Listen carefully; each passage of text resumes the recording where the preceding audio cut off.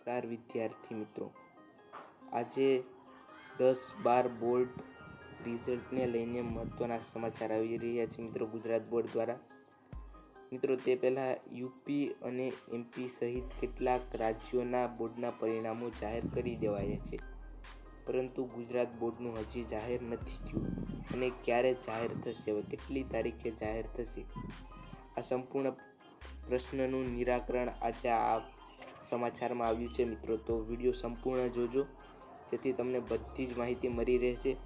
અને વિડીયો ગમે તો લાઈક અને ચેનલને સબસ્ક્રાઈબ કરી લેજો, જેથી તમને આવીને આવી માહિતી મળતી રહેશે. મિત્રો, ચૂંટણી પંચે પરીક્ષા સમિતિ પાસેથી બેઠક યોજવા માટે મંજૂરી અપાઈ દેવાય છે.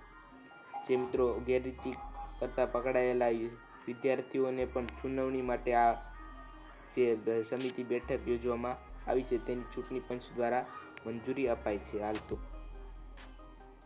મિત્રો તે પહેલાં જોઈ શકો છો, અહીં મધ્યપ્રદેશ અને ઉત્તર પ્રદેશ સહિત કેટલાક રાજ્યોના પરિણામ જાહેર થઈ ગયા છે. ગુજરાત શિક્ષણ બોર્ડ દ્વારા લેવાયેલી ધોરણ 10-12ની પરીક્ષાની મુખ્ય જાહેર પરીક્ષા ઉત્તર વહી સહિત તપાસવાની પ્રક્રિયા પૂર્ણ થઈ ગઈ છે.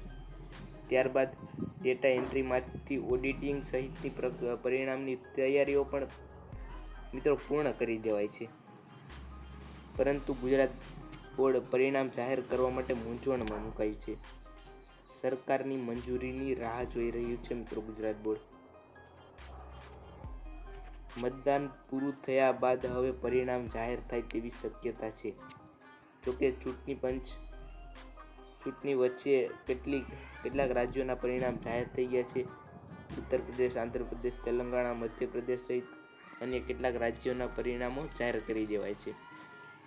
તો મિત્રો, આપણે આ વર્ષે ગુજરાત બોર્ડે 20 એપ્રિલ પહેલાં 12 સાયન્સનું રિઝલ્ટ જાહેર કરી દે તેવી શક્યતા હતી, પરંતુ મિત્રો હજી જાહેર થાય તેવી શક્યતા નથી.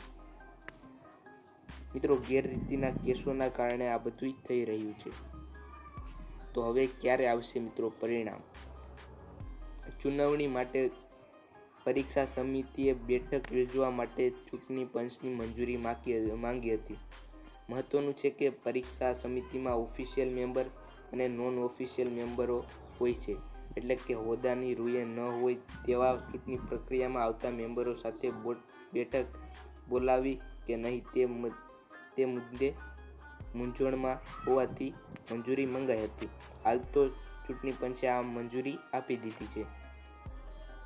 પણ મિત્રો હવે પરિણામ જાહેર ક્યારે થશે? તો પરિણામ જે આ ચૂંટણી પ્રક્રિયા છે તે હાલ 7 મે સુધીમાં પૂર્ણ થઈ જશે અને કેટલાક નિષ્ણાતોના મતે 7 મેએ પરિણામ જાહેર થાય તેવી પૂર્ણ સંભાવના છે.